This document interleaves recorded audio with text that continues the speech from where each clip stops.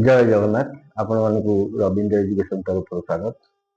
आज आम एंट्रेंस में गोटे मैथ क्वेश्चन टी पकेगा जोटा कि सैंपल क्वेश्चन हिसाब से पर्यंत सैंपल क्वेश्चन टी संगृहित तेणु आप समस्ते ओटीटी सिटी आरआई अमीन रेलवे इत्यादि जिते एंट्रेंस दौरान जिते चाकरी प्रिपेयर होती समस्ते देखिपारे तो सहित क्लास 6, 7, 8, 9, 10 पिला देखिपारे जो युवक युवती मैंने प्रिपेयर होती चाकरी से देखिपारे ज्ञान बढ़ तेणु ये छोट छोट नॉलेज जो बेस कर अधिक नॉलेज गेन करेंगे।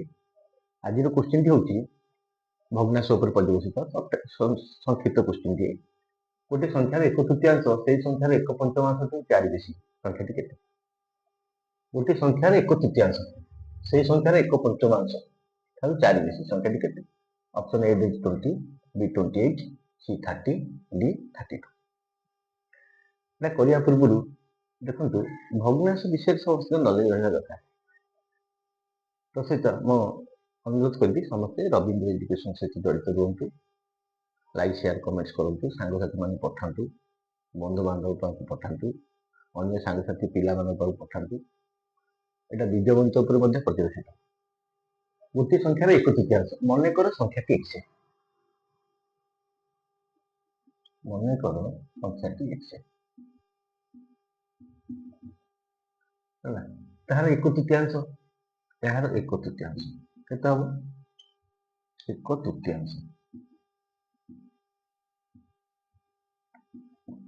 3 भाग भागी तृतीयांश मान 3 भाग भागी x/3 तार तार एक पंचमांश एक पंचमांश पंच भाग भागी पंचमांश x/5 से कौन है कि 3 भाग भागी संख्याटा निश्चित बड़ x/5 टा 5 भाग भागीटा सान केते बड़ एक तृतीयांश संख्याटी एक पंचमांश 4 बेसी ताले एटा को एटा माइनस कर दवा ताले अतएव x/3 माइनस x/5 इक्वल केते 4। तेणु गोटे समीकरण आसगला एक अज्ञात राशि विशिष्ट समीकरण या समाधान करवा 3 5 लस केते 15 15 3 5 5 ऊपर बन गयो 5x 15 5 3 3x equal to 4 that implies 5x 3 equal 2x 2x/15 equal to 4 that implies 2x equal केते 15 हो रहा है जब 2 से गुणा हो मल्टीप्लिकेशन हो 2x इक्वल टू 4 into 15 ताले x इक्वल केते हो 2 गुणा है 2x जदि 4 into 15 x equal to 4 into 15 by 2 2 रे केते 2 और 2 ने 30 x हैला 30 हम संख्याटी केते नेथले x नेथले अतएव संख्याटी एटा हो छोट पिलांग धारा संख्याटी 30 एई भलिया कले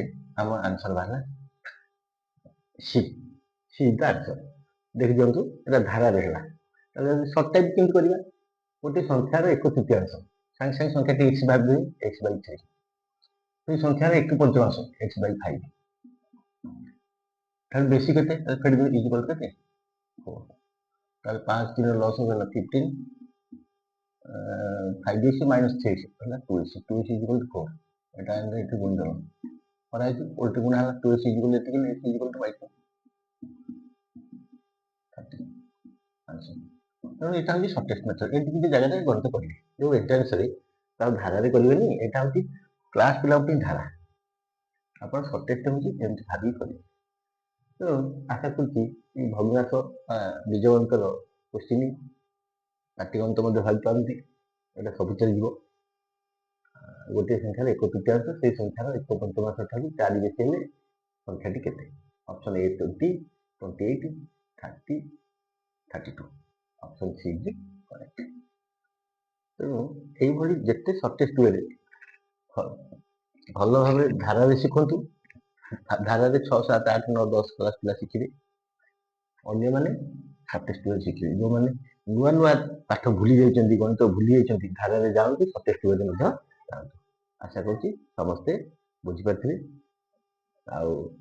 रविंद्र एजुकेशन सहित लाइक शेयर जड़ित रुहतु लाइक शेयर सब्सक्राइब करूँ कमेंट्स करूँ ଆଉ କମେଣ୍ଟସ୍ କଲେ ଆଉ କୋଶ୍ଚିନ୍ ଅଧିକ ପକେଇବାକୁ ଇଚ୍ଛା ହେବ।